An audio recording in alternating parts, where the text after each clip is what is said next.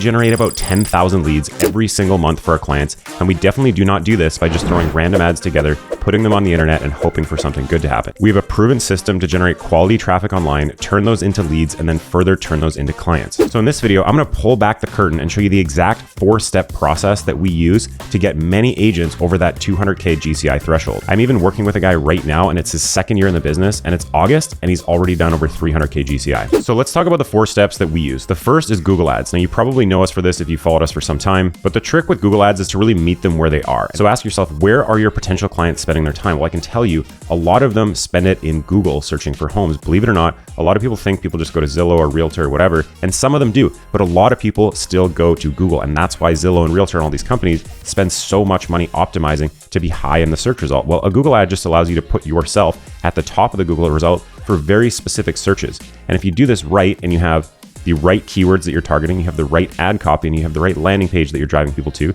you can generate the same quality of people that end up going to Zillow, where they just sell you back that information anyway. So the way I see Google is more or less a monopoly in the search world. It's almost every country is dominated by Google. This is where a lot of people still go to find homes, and sometimes they make very specific search criteria that indicates they're somewhere lower in the funnel and they've been thinking about buying or selling real estate for a while. And this really gives you the opportunity to be first at bat with this lead. More often than not, leads are 6 to 12, sometimes up to 18 months away. So this is a pipeline building activity. It's a long-term game. It's not a quick fix solution. Nothing in real estate is, because at the end of the day, you're dealing with people making huge decisions in their lives. Sometimes they'll change their mind. Sometimes you get lucky and you get someone who's hot and ready to go.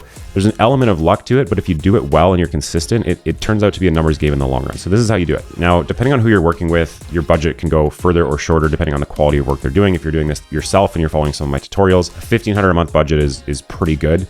Usually we recommend all the way up to $1,500 to $3,000. Now, I know some of you watching don't have that budget. It's okay to start at like $500 to $1,000. Just know that it's going to take you longer to get a result, because when you have a lower budget, it's easier to focus on the bad leads, okay? It's easier to get lost in the leads that put in a wrong email or a wrong phone number or some fake email or something like that, because it happens, right? If you generate 100 leads from Google, you're only going to be focused on half the leads to begin with. If you're not generating a huge volume, there's less to focus on. So when you are generating more of a volume, you can focus on the good leads, but also you don't want to stress yourself out by setting too high of a budget right away where you can't handle the lead flow.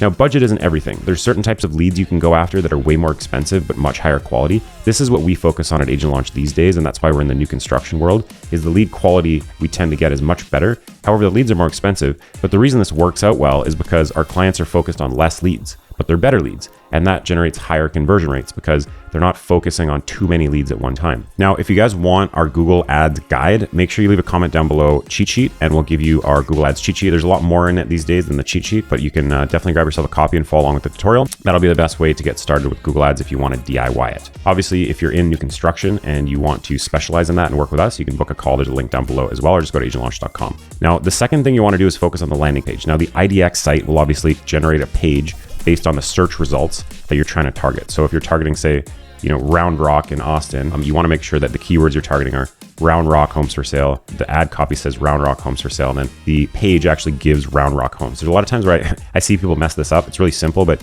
you need to make sure you have continuity. On the flip side, there is custom landing pages. Now, we build custom landing pages for new construction because not all new homes are on MLS, and there's a little more nuance to it. And this is one of the things that makes us unique. So we put a lot of energy into scarcity, urgency elements and stuff to have a high converting landing page targeting new construction. And what happens here is a lot of people are like a little lower in the funnel because they're searching for something more specific. They're already decided they want something new. The funny thing about it is a lot of people who, go to look for a new home, they end up buying resale. And someone who looks for resale ends up buying new. And you're just there to show them their best options, right? And so this funnel generates a variety of different kinds of leads. It even generates a lot of sellers. And if you're trying to target something specific, like move up buyers or move down buyers or sellers or something, it's really hard to optimize a landing page for that and put that in your marketing. Instead, what I recommend is put that in your sales. If you want to target sellers, target people on Google locally in your market who are looking for homes and know that like 30 to 40% of them are going to have something to sell. And then cater your messaging towards sellers. Become the listing expert in your messaging, in the videos you send them, in the emails you send them, in the social proof that you send them. Most agents don't have the marketing chops, the budget, the experience, or the time to go through the process that we go through when we build a new funnel of split testing variables. If you have a coach in the industry and they've proven out a funnel, great, use that, but don't try to get cute and creative with it. Do it how they did it if they've proven it out. So the third thing you need to be aware of as part of the process is retargeting. So how the maths is for every 100 people that click on your ad and go to your website, 5 to 15% of them usually will become a lead. That means 85 to 95% don't become a lead, and where do they go? They may never see you again. That's what retargeting ads are for. So retargeting ads are really simple. You install a piece of code on your landing page or website that tracks who clicks on your ad and goes to your site. So then Google or Facebook or YouTube can run more ads to them around the internet. Usually these show up on blogs, on social media. Cool thing about retargeting is it's usually a good value. You usually only have to spend $5 a day because your audience you're targeting to is really small. It's hundreds of people, not tens of thousands, if not millions, when you're doing the broader market. So generally, I recommend retargeting. If you want a link to a retargeting video, leave a comment below. We have one on our channel. You can also just go find it. For Facebook retargeting, it'll walk you through step-by-step how to implement a $5 or $10 budget a day to retarget people that hit your website. Helps you stay top of mind, helps you stay relevant. Someone who comes to your page may not be ready to transact now, but in 2 months they might, and they've been seeing your ad for a while. Maybe they eventually became a lead, then they're seeing your emails. You can think of it as kind of like building a database, right? It's part of your database building is building your retargeting audience, not just your email list. You're building your retargeting audience as well. That's step 3. The last step is conversion. Now, lead generation is just the first step, guys. I always say this. You can give the same person the same 30 leads as someone else, and one will close none and one might close, 4 or 5.